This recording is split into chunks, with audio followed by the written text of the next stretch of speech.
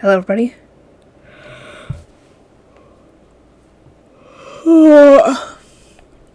This is Yoko's Anime Reactions, and that video I put up asking you guys which of the one-off videos or the contest winners or whatever, or the hiatus ones, the ones that I've essentially put on the back burner that you guys want me to continue, and there was only one comment, and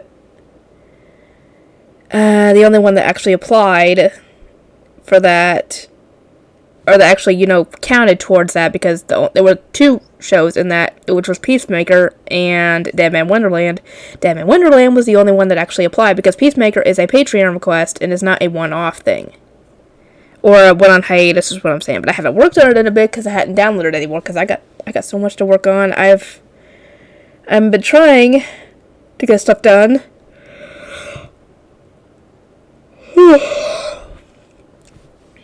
Anyway, Deadman Wonderland was the only one that counted. So, I decided to pick up Deadman Wonderland and try and finish it. And it actually only has 12 episodes in total and an OVA. And I've already had episode 1 done, so I only had technically, in total, 12 episodes to do. 11 plus the OVA. So, thankfully, it was also on Crunchyroll. I did not know that, to be completely honest. Maybe it wasn't at the time when I did Deadman Wonderland, but So, I picked up Deadman Wonderland episode 2, so this is going to be my review for that. Anyway, poor Ganta is trying to figure out what the freak is he supposed to do, because obviously we know he's innocent, and he is now a death row inmate at this prison / amusement park for the tourists. I don't know what to think of this place anymore. And apparently he was supposed to have eaten some candy that was in his bag. And when they said that, I was thinking, is that supposed to be like a brainwashing type of thing, where it's a drug that he takes and it brainwashes him into complying? That's what I was thinking it was, or something like that.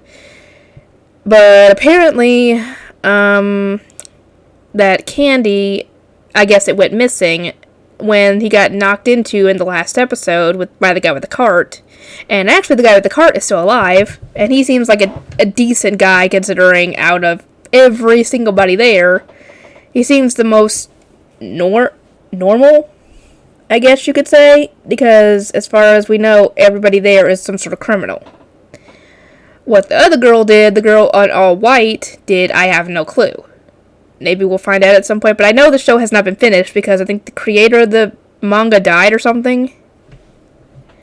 So we might never get answers to some questions. Anyway,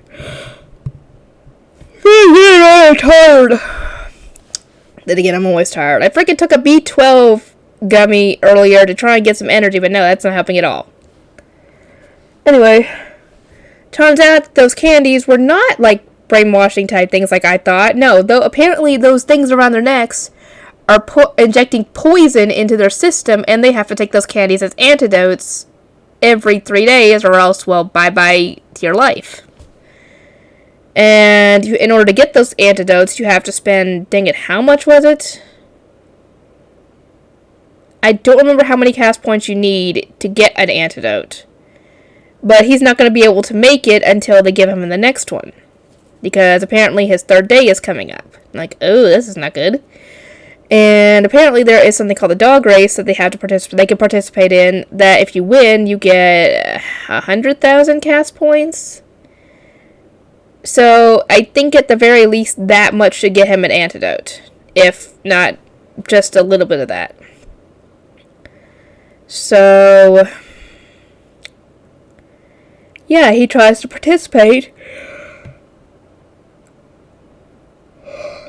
And come to find out, some MMA fighter is also in this prison.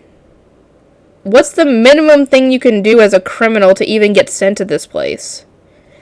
Because we know there are death row inmates, from the crime that he was framed for example, and apparently I'm guessing murder, rape, stuff like that, can also land you in death row there. But what's the minimum crime you can do to get sent there? Could somebody please let me know? I'd love to know. Anyway, this guy shows up with his little cronies and decides to start intimidating everybody.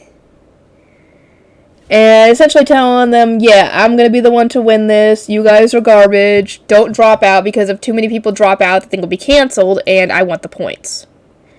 Obviously, we know Ganta's not going to drop out because he needs the points in order to get the antidote in order to freaking survive.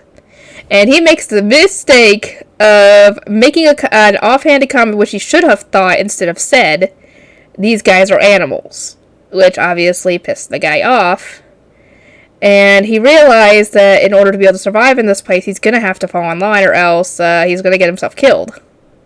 And not by the poison, by the inmates.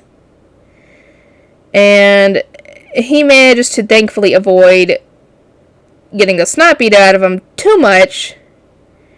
And then, dang it, what was the girl's name? I can't remember off the top of my head, but it's a friend, I think it's a friend of his that somehow ended up there, but either he forgot her, or he doesn't completely recognize him or something, I don't know. But she comes up and accidentally steps on his foot as she walks by him, and apparently the way she looks, her eyes, are similar to the lady who ended up sending him there in the first place, the one he punched, or killed, or whatever he did to her. I don't even know. And he goes to hit her, but thankfully one of the wardens pops up and stops him. And then they all end up having to go and participate in the dog race. I don't know why they say that this whole thing is fake, because how you could fake somebody getting bisected live, how could you possibly fake that?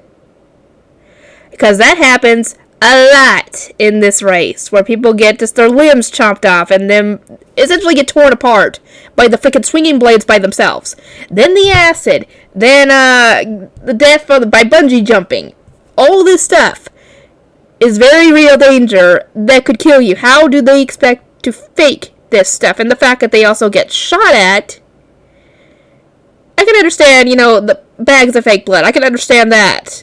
Like, to fake it when it comes to, being shot at. But you can't fake losing a limb